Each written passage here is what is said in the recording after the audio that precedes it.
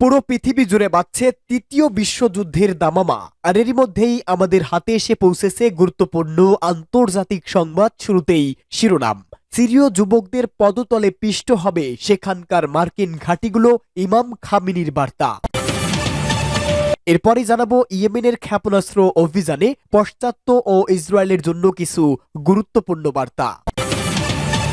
এদিকে শীর্ষ ৩ ইউরোপীয় শক্তির সঙ্গে পরমাণু আলোচনায় বসছে ইরান। জানাবো বেলারুশের প্রেসিডেন্ট নির্বাচন পর্যবেক্ষণের জন্য ইরানকে আমন্ত্রণ।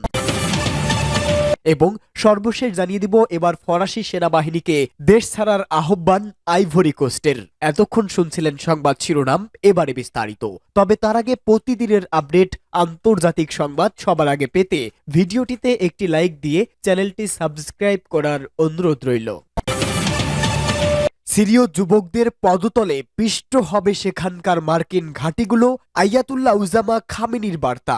ইসলামী ইরানের সর্বোচ্চ নেতা আয়াতুল্লাহ উজামা সৈয়দ আলী হোসেন খামেনি বলেছেন, সিরীয় যুবকদের পদতলে পিষ্ট হবে সেখানকার মার্কিন ঘাঁটিগুলো। শহীদ কাশেম সোলাইমানির শাহাদাতের ৫ম বার্ষিকী প্রকালে এক সমাবেশে তিনি এই মন্তব্য করেন। ইরানের সর্বোচ্চ নেতা বলেন, প্রতিরোধ সংগ্রামের অক্ষ বা ফ্রন্টের উজ্জীবন ছিল শহীদ সোলাইমানির কৌশলগত নীতি ও এই নীতি সফল করতে তিনি সবসময় সক্রিয় ছিলেন। তিনি এই প্রসঙ্গে আরো বলেন, পবিত্র স্থানগুলোর পবিত্রতা রক্ষা করাই ছিল কাশেম সোলাইমানির জন্য একটি মূলনীতি বা আদর্শ এবং তিনি ইরানকেও পবিত্র স্থান মনে করতেন। ইমাম খামেনি শহীদ সোলাইমানির আত্মত্যাগ ও নানা অবদানকে অতুলনীয় বলে প্রশংসা করেছেন। ইসলামী ইরানের সর্বোচ্চ নেতা পবিত্র স্থানগুলোর প্রতিরক্ষা জিহাদের শহীদদের পরিবারবর্গের এই সমাবেশে আরো বলেছেন, সিরিয়ার মালিক হলেন সিরীয় জনগণ। সিরিয়ার ভূমিতে আগ্রাসনকারীরা নিঃসন্দেহে দেশটির আত্মমর্যাদাশীল যুবকদের শক্তি মোকাবেলায় পিছু হটবে। ইরানের সর্বোচ্চ নেতার ওয়েবসাইটের বরাত দিয়ে সংবাদ মাধ্যম জানিয়েছে, প্রতিরোধ যুদ্ধ ও পবিত্র স্থানগুলো রক্ষার যুদ্ধে শহীদ পরিবারগুলোর এই সমাবেশ। আয়াতুল্লাহ উজামা খামেনি আরও বলেছেন, সিরিয় একের পর এক সামরিক ঘাঁটি গড়ে তুলেছে মার্কিন সরকার, কিন্তু হামলাকারীদের উচিত অন্য এক জাতি বা দেশের ভূখণ্ড থেকে বেরিয়ে যাওয়া, তা না হলে তাদেরকে তাড়িয়ে দেয়া হবে। তাই মার্কিন ঘাঁটিগুলো অবশ্যই সিরীয় যুবকদের পদতলে পিষ্ট হবে। তিনি সিরিয়ায় আগ্রাসী দখলদারদের উপস্থিতি অব্যাহত রাখাকে অসম্ভব হিসাবে উল্লেখ করে বলেছেন, সিরিয়ার মালিক হচ্ছে সিরিয়ার জনগণ। নিঃসন্দেহে দেশটির ভূখণ্ডে হামলায় লিপ্তরা একদিন আত্মমর্যাদাশীল সিরীয় যুবকের শক্তির চাপে পিছু হটতে বাধ্য হবে। ইয়েমেনের ক্ষেপণাস্ত্র অভিযানে পাশ্চাত্য ও ইসরায়েলের জন্য কিছু গুরুত্বপূর্ণ বার্তা। বিশেষজ্ঞদের মতে ইসরায়েলের গভীর অভ্যন্তরে ইয়েমেনি ক্ষেপণাস্ত্রগুলো যে প্রবেশ করছে, ওই ঘটনা আমেরিকা এবং ইহুদিবাদী ইসরায়েলি নেতাদের জন্য রাজনৈতিক ও সামরিক অনেক বার্তা রয়েছে। সাম্প্রতিক দিনগুলোতে ইসরায়েলে অনেকবার বিপদ ঘণ্টা বেজেছে। ইহুদিবাদী শাসক গোষ্ঠী ইসরায়েলের গভীর অভ্যন্তরে প্যালেস্টাইন 2 হাইপারসোনিক ব্যালিস্টিক ক্ষেপণাস্ত্র প্রবেশের ঘটনায় আতঙ্কিত হয়ে পড়েছে। মুসলিম ফিলিস্তিনি জনগণের আহ্বানে সাড়া দিয়ে ইয়েমেনের সশস্ত্র বাহিনী ওই রকেট নিক্ষেপ করে। ইয়েমেনি সশস্ত্র বাহিনীর ছোড়া ব্যালিস্টিক ক্ষেপণাস্ত্র এবং ড্রোনগুলো 2040 কিলোমিটার দূরত্ব অতিক্রম করে ইসরায়েলের কেন্দ্রস্থলে পৌঁছে গেছে। এই ক্ষেপণাস্ত্রগুলো রাজনৈতিক এবং সামরিক অনেক বার্তা বহন করে। গাজা উপত্যকায় যুদ্ধের উত্তাল পরিস্থিতির উপর এই ক্ষেপণাস্ত্র হামলার ঘটনা দুর্দান্ত প্রভাব ফেলে। কয়েকটি প্রভাবশালী বার্তার কথা আমরা এখানে উল্লেখ করছি। প্রথম বার্তা, ইয়েমেনি ক্ষেপণাস্ত্র নেতানিয়াহুর গর্ব চূর্ণ করে দিয়েছে। নেতানিয়াহু প্রতিরোধ শক্তির বিরুদ্ধে নিজেকে বিজয়ী হিসেবে দেখানোর চেষ্টা করেছিল। অন্যদিকে তেল আবিব দাবি করেছে যে হামাস একা হয়ে গেছে এবং তাদেরকে আলোচনায় টেবিলে আনা যেতে পারে। ইহুদিবাদীরা যেসব সাফল্য অর্জন করতে ব্যর্থ হয়েছে, আলোচনার টেবিলে তাদের কাছ থেকে সেসব আদায় করে নেওয়া সম্ভব। ইয়েমেন তার সশস্ত্র বাহিনীর মাধ্যমে প্রমাণ করেছে যে তারা হাইপারসোনিক মিসাইল দিয়ে যথাযথ টার্গেটে হামলা চালাতে সক্ষম। এমন এক সময় ইয়েমেন এই হামলা চালালো যখন নেতানিয়াহু দাবি করেছেন যে ইসরায়েলের অভ্যন্তরে আর কোনো বিপদ ঘণ্টা শোনা যাবে না। তৃতীয় বার্তা, ইয়েমেনি ক্ষেপণাস্ত্রগুলো ইসরায়েলের বিমান প্রতিরক্ষা ব্যবস্থার ব্যর্থতা নতুন করে প্রমাণ করেছে। থার্ড নামে পরিচিত ওই অত্যাধুনিক প্রতিরক্ষা ব্যবস্থা ব্যালিস্টিক ক্ষেপণাস্ত্রকে বাধা দেওয়ার জন্যই তৈরি করা হয়েছিল।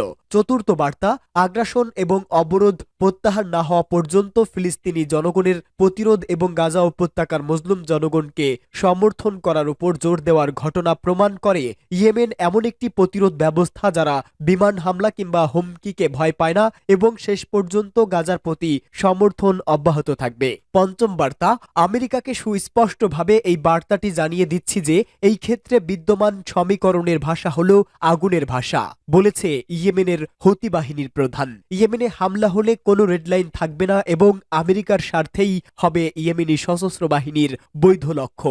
ষষ্ঠ বার্তা, সপ্তাহ জুড়ে এ ধরনের ক্ষেপণাস্ত্র নিক্ষেপ এবং তারপরে ইয়েমেনের অবস্থান প্রমাণ করে কোনো রকম সীমারেখা ছাড়াই ইসরায়েলের সাথে সংঘর্ষ অব্যাহত রয়েছে। এটি সেই বার্তা ইয়েমেনের আনসারুল্লাহ আন্দোলনের সরকারি মুখপাত্র যা স্পষ্টভাবে জোর দিয়ে বলেছেন। তিনি বলেন, আমরা ইসরায়েলের অভ্যন্তরে সংবেদনশীল বিভিন্ন স্থাপনাকে লক্ষ্য করেছি।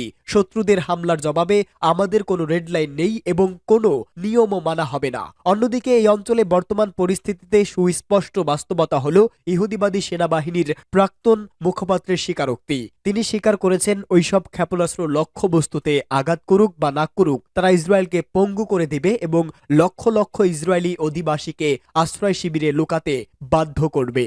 শীর্ষ ৩ ইউরোপীয় শক্তির সঙ্গে পরমাণু আলোচনায় বসেছে ইরান। সুইজারল্যান্ডে শীর্ষ ৩ ইউরোপীয় শক্তি ফ্রান্স, ব্রিটেন ও জার্মানির সঙ্গে পরমাণু আলোচনায় বসবে ইরান। নজিরবিহীন মাত্রায় উচ্চ সমৃদ্ধ ইউরেনিয়ামের মজুদের অভিযোগ নিয়ে সাম্প্রতিক টানাপোড়েনের মধ্যে এই আলোচনা হতে যাচ্ছে। ইরানের আইন ও আন্তর্জাতিক বিষয়ক উপদেষ্টা উপপররাষ্ট্রমন্ত্রী কাজেম গারিবাবাদি বলেছে, আগামী ১৩ জানুয়ারি জেনেভায় ইরান ও ইউরোপের ৩ দেশের মধ্যে নতুন দফা আলোচনা অনুষ্ঠিত হবে। তবে এটি শুধুই আলোচনা, সমঝোতা নয়। গত ১৭ ডিসেম্বর এই ৩ ইউরোপীয় দেশ অভিযোগ করে কোনো বিশ্বাসযোগ্য বেসামরিক চুক্তি ছাড়াই ইরান উচ্চ সমৃদ্ধ ইউরেনিয়ামের মজুদ নজিরবিহীনভাবে উন্নত করেছে। তারা ইরানের পরমাণু কর্মসূচি থেকে বিরত রাখতে দেশটির বিরুদ্ধে নিষেধাজ্ঞা পুনর্বহালের সম্ভাবনার কথাও জানায়। আন্তর্জাতিক আণবিক শক্তি সংস্থার পরমাণু পর্যবেক্ষণ সংস্থা জানিয়েছে, ইরান সাম্প্রতিক বছরগুলোতে সমৃদ্ধ ইউরেনিয়ামের উৎপাদন এমনভাবে বাড়িয়েছে যে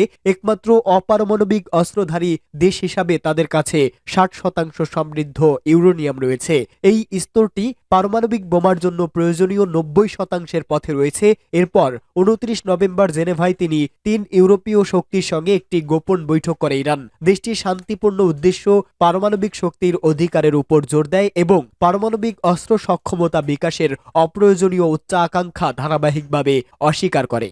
বেলারুশের প্রেসিডেন্ট নির্বাচন পর্যবেক্ষণের জন্য ইরানকে আমন্ত্রণ। তেহরানে বেলারুশের রাষ্ট্রদূত দেশটির প্রেসিডেন্ট নির্বাচন অনুষ্ঠানে আন্তর্জাতিক পর্যবেক্ষক হিসাবে ইরানের উপপররাষ্ট্রমন্ত্রীকে আমন্ত্রণ জানিয়েছেন। ইরানে বেলারুশের রাষ্ট্রদূত দিমিত্রি কালোৎসব ইরানের উপপররাষ্ট্রমন্ত্রী আলী জিনিভানদের সাথে সাক্ষাতে ২৬ জানুয়ারি বেলারুশে অনুষ্ঠেয় প্রেসিডেন্ট নির্বাচনে আন্তর্জাতিক পর্যবেক্ষক হিসাবে যোগ দেওয়ার জন্য ইরানের উপপররাষ্ট্রমন্ত্রীকে আমন্ত্রণ জানিয়েছে। ইরানের উপপররাষ্ট্রমন্ত্রী বেলারুশের রাষ্ট্রদূতের আমন্ত্রণকে স্বাগত জানিয়েছেন এবং ইরানের নির্বাচনকে সবচেয়ে গণতান্ত্রিক ও নিরাপদ নির্বাচন হিসেবে উল্লেখ করে বলেছেন, ইরানের স্বরাষ্ট্র মন্ত্রণালয়, অভিভাবক পরিষদ এবং পার্লামেন্টের তত্ত্বাবধায়নে নির্বাচন অনুষ্ঠিত হয়। ইরানের সব দল ও বিভিন্ন গ্রুপ নির্বাচনে অংশ নিতে পারে।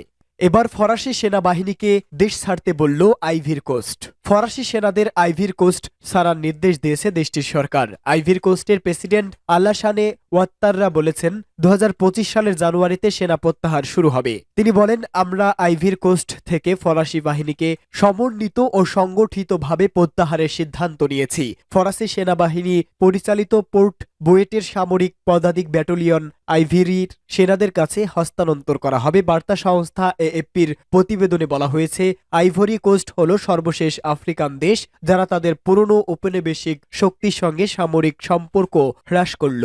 পশ্চিম আফ্রিকার অন্যান্য দেশ থেকেও ফ্রান্সের সামরিক বাহিনীকে চলে যেতে বলা হচ্ছে। আইভির কোস্টে ফ্রান্সের ৬০০ সেনা রয়েছে। সম্প্রতি বছরগুলোতে চাদ, নাইজার ও বুরকিনা ফাসো সহ পশ্চিম আফ্রিকার বেশ কয়েকটি দেশ থেকে ফরাসি সেনাদের বের করে দেওয়া হয়েছে। সম্প্রতি সেনেগাল এবং চাদ একই কাজ করছে। চাদকে আফ্রিকায় ফ্রান্সের সবচেয়ে স্থিতিশীল এবং বিশ্বস্ত অংশীদার হিসাবে বিবেচনা করা হয়। এপি বলছে, উপনিবেশ শাসনের অবসানের পর থেকে এখন আফ্রিকার ৭০% বেশি দেশ ছাড়তে হয়েছে ফরাসি সেনাদের। এবার আইভরি কোস্ট থেকে ফরাসি সেনা চলে গেলে আফ্রিকায় মাত্র আর 2টি দেশে ফ্রান্সের সেনা ঘাঁটি থাকবে। দেশ দুটি হল জিবুতি ও গ্যাবন। জিবুতিতে 1500 ফরাসি সৈন্য এবং গ্যাবনে 350 সৈন্য মোতায়েন রয়েছে।